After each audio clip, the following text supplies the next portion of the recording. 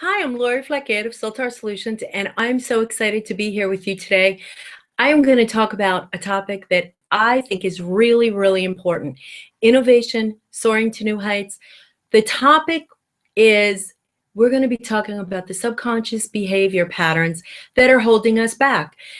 I never really realized that there were so many subconscious behavior patterns and so many things in our subconscious mind, so many deep buried things that were preventing our success. I thought you just worked really hard to achieve success and you achieved that success.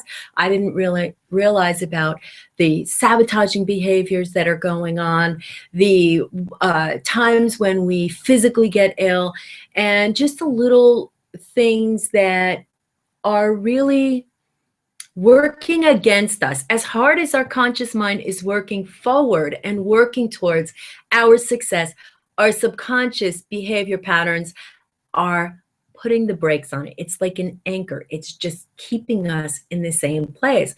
So as I started studying with Jack Canfield, I understood more about that. The reason I got involved with that was I was going to marketing events. I went to Dan Kennedy a few times and learned so much about marketing, and Steve Harrison, and I learned about the media, and I went to Shine, and I went to this, and I went to so many different events. But I noticed that it wasn't the marketing information that I needed. I noticed that it was the subconscious behavior patterns that I felt were playing havoc in my life. And I decided that I was going to do something about them. And I went to a retreat with Jack Canfield and Patty Aubrey, and I learned a tremendous amount about the subconscious and how that holds us back, and those negative messages that keep pulling us away from our dream. So I put this proposal in to a large company for this subconscious behavior. And, it's a large financial company, and I never really expected that they would choose this specific presentation. But they told me the reason they were going to choose this was because it had innovation, which was a very catchy topic involved in it. So what I did was I made the relationship between the subconscious behavior patterns and innovation. So when I started to put this together, I noticed that in 1 month, I got so many different magazines in the mail, all about the same thing: subconscious behavior patterns and creativity. And when I looked at these, I said to myself, there is a real relationship here. And unless we understand that relationship, we're not going to really move forward. So as we're moving forward and learning and growing and checking out the things that we're doing in our life, we're getting more education, more information, but it's not really helping us. One of the things that Jack Welch said is knowledge is no longer power because everyone has it. So as we keep gaining more knowledge, it's not necessarily helping us because knowledge is no longer the differentiator. It's the way that we're using that knowledge that's important. And I have notes here because this is a lot for me to go through and keep in my mind, and I want to make sure I cover everything. So bear with me on that. So one of the objectives that I want to be able to help you with is to understand how the mind works, to stimulate innovation and help you drive success through that innovation. Because we all have these messages, these ideas, these brilliant ideas that come to us and we say, wow, that's a great idea. And then our subconscious kicks in and starts, well, if it was that good, probably somebody else would have thought of it, and this and that. That is what we need to stop. That's exactly what we need to stop. We need to follow our instincts. We need to move forward. We need to take those gifts from the universe that come to us, and we have to use those to get ahead. But the first thing we need to do is understand our subconscious behavior, and that's going to help us to, quiet that little voice in our head that's saying, you can't do that. That's not good. We're going to have to quiet that before we can use any of this information that we have. There's also a direct relationship between our emotion, where we are on an emotional scale, how we feel, and how innovative we are. So I'll explain that a little bit later. But right now, just right now, stop and say to yourself, how do I feel? Am I feeling happy, elated, excited? Am I feeling a little down, apprehensive? Maybe I'm feeling unhappy, depressed. Maybe I'm feeling worthless, whatever. If we look at that emotional scale, the higher we are on the emotional scale, not only the better we feel, the more positive our outlook, but also the higher our level of innovation. So if we want to be innovative, creative, and dynamic, we need to make sure that we spend as much time as possible in that space of those higher, more positive emotions, higher on the emotional scale. So it's very important that we understand where we are, and we really look at that. If we're aware of how we are all the time, the messages that we're taking in in the positive, the best possible light. If we're feeling low, even if someone gives us a compliment, we tend to take that through our emotional channels and those filters, and something like, wow, you look great today, means to you, you know, they're really saying that I look terrible the rest of the time. You know, there's no way to win when you're in that lower area of the emotional scale. So we need to do as much as we can to bring ourselves up. Try to hang out with people that are positive, that reinforce the good things in us and celebrate them. And also understanding what makes us happy. What makes us happy? If you're the type of person, like I'm the type of person, I love to go to the museum. I like reading. I like ironing. I mean, it's weird, but I like ironing. I don't know why, but I do. I like ironing. So on Sunday night, when a lot of people are like hanging out, doing this, doing that, I'm ironing because it's something that relaxes me and I enjoy it. I know it's crazy, but so doing the things that make us happy and make us feel good. It doesn't matter if it doesn't, you know, it doesn't float somebody else's boat, but it's important that we're happy. The happier we are, the more positive our life, and also the better our emotional, better we feel, and the more powerful. And that's when we get those great ideas.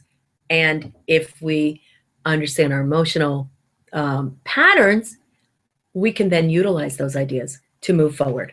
So I talked about the emotional scale. You can look that up. It's really fascinating because it gives you actual numbers that go along with it. And when I do this event live, I notice that people can usually raise 3, sometimes 5 levels on that emotional scale. They'll start out, they may be a little bit down, maybe not that happy, maybe a little bit apprehensive, self-conscious, whatever. And by the time we end that event, they're up there in that level of appreciation, excitement, and happiness. So just looking at our emotional scale is important. And I'm sure you can find that online. Another thing is, you know, as we're getting in touch with our feelings, we're more aware of maybe how those feelings came about, what happened to make those feelings, you know, to make us feel like this. You know, it's sometimes maybe it's not us, maybe it's something that's going on in our life, or maybe it's, you know, some thing that's outside of us, some problem or challenge we're having. But generally speaking, the higher we are on the emotional scale, the better we are to deal with any challenge. And the best way to understand is to have a baseline of those feelings. So is this something that you're normally feeling? Is this something that's regular every day I feel like this? Or is this something that, you know, is different? Is it something that has actually happened that affected our emotional behavior or emotional, you know, energy? Because if it's daily, if it's our daily feeling, And what can we do on a regular basis to raise that feeling? That's the question, because you want to be in that highest possible place emotionally. The breakdown of our minds is to understand that there are places in our mind where creativity lives, where the positive behavior patterns, where habits live. All those things live in that subconscious. And then those other things live very deep, like addiction, lives very deep in our subconscious. And that's usually something that is formed kind of when we're young, we learn that behavior. So understanding what that is. Now, imagine an iceberg. An iceberg, there's only a little tiny bit off the top of the iceberg that we can see, but there's a lot underneath that iceberg that's all the way down. Most of that iceberg, 90% of the iceberg, is underneath the water where we can't see it. So that is that's a great way to look at our conscious mind and our subconscious mind. That top that we see that's coming out of the water, it's only about 10%. That is our conscious mind. And our conscious mind keeps working at things and going after our goals and our dreams. The subconscious is what's underneath. That's what we don't see and we're not aware of. And that's where the issues can be. That's where our challenges are, is that subconscious could be holding us back. Now, our conscious mind dictates our actions, our processes, and the results. That's what the conscious mind does. 10% of our thoughts take place in our conscious mind. And it's also the thinking and the processing place in the mind. So we're processing, we're planning, we're putting all this stuff. Okay, this is the way I'm going to do this. We're strategizing, we're doing all that. That's all the conscious mind. It also generates ideas and it sends messages back to the subconscious mind for that subconscious mind to store. Now, this is very important that the subconscious mind is storing these things. Our subconscious mind dictates our emotions, and research shows that 90% of our brain activity is beyond our conscious awareness. 90%. So as we're going through our daily life in our conscious mind, we are having these 90% are subconscious.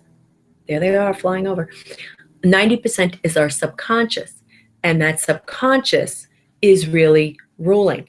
And 95 to 99% of our responses come from our subconscious mind. Now, the interesting part of this is 95% of the subconscious responses that are coming from our subconscious mind are negative. Negative, can you believe it? So our natural way to react is in the negative. The relationship between the conscious mind and the subconscious mind. Now, this is very important. The conscious mind is aware. The subconscious mind is working behind the scenes. The conscious mind generates ideas. The subconscious mind looks for the easy way to get out of those ideas. So the conscious mind comes up with this brilliant idea. Oh, this is great. This is what we're going to do. This is the way we're going to move it forward. The subconscious mind is like an 8-year-old that you've just said, why don't you go clean your room? Will come up with every single reason on the planet not to go clean that room, because the 8-year-old is looking for the easy way out. The subconscious mind is just like an 8-year-old. It's looking for the easy way out. So when you come up with the brilliant idea, the absolutely phenomenal idea that you think is the $1 million idea, the subconscious mind will go, yeah, that's a good idea. And the subconscious mind will think, what can I do to get out of this idea? What's the easy way out? Well, I can start sending messages. Well, we shouldn't really do that. We're not really prepared. Somebody else is better at this. We're not really that. We don't understand everything about it. Maybe oh, you know what? That's going to be a lot of extra work. We don't really have time. The subconscious mind is coming up with every reason in the book not to follow that idea. So in reality, the conscious mind is striving forward, doing the work to try to make it happen, and the subconscious mind is dragging their feet. The conscious mind is the goal setter, and the subconscious mind is the goal getter. So if we look at that, if we can enlist our subconscious mind to help us move forward, we're going to be so far ahead, because all the power of that 90% moving forward, going after a dream, a goal, a desire, working forward, working towards an idea that we come up with. Imagine how the power in that. That would be absolutely amazing. If you want to be successful, you need to eliminate the phrase, I can't. Now, often what happens with the subconscious is formed mostly before we're 6 years old. So most of the messages that we take in our subconscious mind and we store are those from even before we go to school. And we often hear, no, you can't do this, you can't do that, you can't do the other thing. Reality is a 4-year-old maybe can't do those things, but a 30-year-old absolutely could do those things. But the subconscious is trapped with that childlike message. No, I can't do it. So each time you say you can't do something, in reality, you are imprinting that message about what you can't do even deeper. So you're preventing yourself from doing things that you clearly could do. The more you can eradicate, I can't, I shouldn't, I'm not, the more you can eradicate those negative messages, those negative words that we ourselves are using to hold ourselves back, the easier it's going to be to move forward, the more quickly you're going to move forward. And with the more power you're going to be able to do that with. So try to really limit your use of the word can't. I know people who are working all the time never to say that word. So it's a real strategy, and almost like a constant quest for them to move forward, because they're not using that word can't. So it's a good idea if you can eradicate that from your vocabulary. So when we talked a little bit ago about our negative responses, or our responses to questions or whatever, and we would generally think about responding in a negative way. Automatic response is negative. No, I can't. What we look at is, why is that so? Why do we usually go to the negative? So when we look at why that is, research has shown, and get ready for this, research has shown that children in a home environment receive 15 negative messages for 1 positive message a day. So it's 15 to 1. Now, that's really not good, right? It gets a lot worse. In an educational environment and childcare programs, children receive 300 negative messages per 1 positive message a day. So when we look at it, if they hear, 600 different messages, which I can imagine, if they're only hearing 300 to 1, can you imagine what that's doing to a child's self-esteem? Interesting fact is, when children enter school, they're very creative, very innovative. They have, imaginary friends. They try different things. They do this. And by the time a child is 12 years, I think by the time they're 12 years old, they have less than half of their creativity. And by the time they're getting out of high school, they almost have no creativity left at all. So what we're doing basically with the negative messages is we are suppressing creativity and innovation in young people in an educational environment. So looking at that, I can understand why people would naturally want to go to the negative, because it's a learned behavior. They're being taught to go to that negative. So it's a good idea if we try to change the way that we look at things. Now we can combat some of that negative behavior One of the things that we can do is to, first of all, be aware of it. Another thing we do is to look at where we are, tap into our emotional, where we are on the emotional scale, and see what it would take to raise ourselves up on that emotional scale. So if we're feeling like a 6 or a 5 or a 4 in that lower area, we could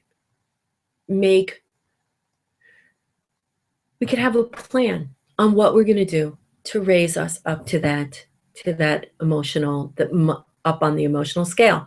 Now, some people do things that don't really help to raise themselves on the emotional scale. Like some people eat when they don't feel good. Like that's me. I eat when I don't feel good. When I'm feeling bad, I eat.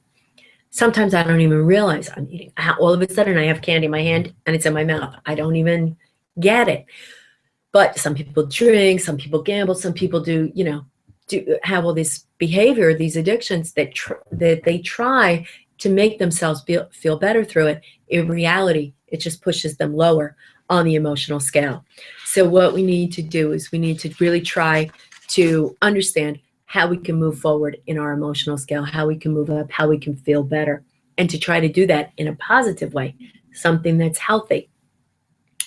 Another thing about that is affirmations. Affirmations can be very, very powerful in helping people to feel better about themselves, to say affirmations on a regular basis, on a daily basis. And even, Brian Tracy talks about looking in the mirror and saying, I like myself, I like myself, I like myself. It's so funny. He says, there's no way you can be in a bad mood looking at yourself in the mirror saying, I like myself.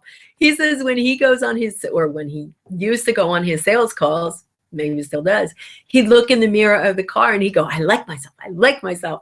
And he goes, there's no way I can walk into somebody's office and not be in a really good mood after saying that 50 times. And if you try it, there's no way that you cannot be cracking up in the mirror.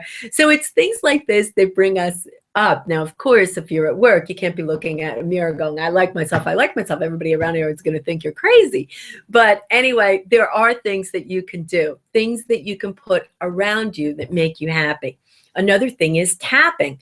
Now, I don't have the tapping book over here, unfortunately. I didn't know I was going to be talking about tapping. But tapping is a technique. It's called like meridian tapping, where you tap in different places and you keep repeating to yourself what it is that's bothering you. And after like the second round of tapping, your brain is like, that's ridiculous. Why would that be bothering me? I just don't even get it. So it helps you to raise up. Another thing is using visualization. Visualization, this is Star Pillmore's book, Fun with Visualization. And visualization really helps people to feel better and to work through their subconscious behavior patterns, because you visualize yourself as feeling better, as being better, as having what you want.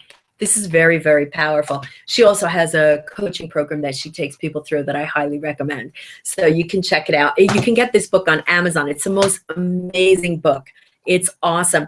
This book has really helped me to really do things in my life that there's no way in the world I would have ever done. I mean, Business on the Beach is a great example of it. Business on the Beach came about through the visualization, through her coaching program. And I was coaching with her, and all of a sudden I started talking about having an island and having a retreat center. And here I am. I don't own the Dominican Republic, but I am there hosting events, prepping, because after I started doing this and I got used to talking about the island, I ended up pitching it during lunch to a friend of mine, a friend client, who's a multimillionaire. And he's like, well, how much do you need for the island? I was like, I can't believe I'm even pitching this. But it's because every night I was pitching it and talking about it with her that my subconscious believed that I own the island. This is how powerful this stuff is. It's just amazing. I can't believe I'm almost out of time, and I didn't even get to the most important part. So what I'm going to do is I'll go like one more thing, and then what I'm going to do is I'm going to have to pick this up the next time, and I will start and give you part 2 of the innovation and soaring to new heights, and how our subconscious mind is either holding us back or propelling us forward. So let me let me tell you a little bit about Business on the Beach. It's the most exciting thing. What I do is I meet with 10 entrepreneurs in the Dominican Republic. I have this little boutique hotel that I go to. This is all like the fun with visualization. I thought the whole thing up here. I go to this boutique hotel and I rent out, I don't know, 8 villas, something like that.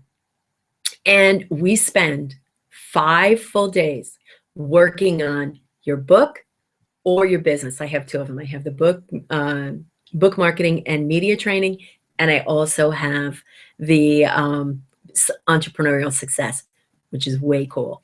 And what we do is we work for 5 full days, organizing your business, coming up with ideas, using some of this subconscious behavior stuff. It's when you're down in the Dominican Republic, you're in a place where you don't speak the language, you don't recognize the food, the smells are different, the sounds are different, the people are different, everything is different. Your subconscious behavior and your subconscious mind, it's like it's on vacation. It cannot catch up with where you are. So now what we do is we take and ingest so many new ideas, and your subconscious mind isn't there to tell you, no, you can't do that. No, that's not good for us, this and that. It's mainlining. And I understand through the subconscious behavior, studying this, that's why language immersion works so well. That's why people can go away for 1 month immersed in a language and come home speaking the language. They could study it for 10 years and not speak it the same way, because their subconscious behavior, when they're away, their patterns are released. They're free of those patterns, and they're also free of the subconscious behavior, the subconscious mind that's holding them back. It doesn't have a relationship with this new place, with this new information and this new idea. So this is why going away to a retreat, like I did with Jack Canfield, like I did with Patty Aubrey, like people have done with me, it totally changes the way you look at everything. It is like mainlining success. Your subconscious mind is on a break and it can't tell you no. We just move forward with the yes, the yes, the yes, the yes. It's absolutely amazing. Check it out, saltarsbusinessonthebeach.com. See you there. Thanks for tuning in today. You take care. Bye-bye now.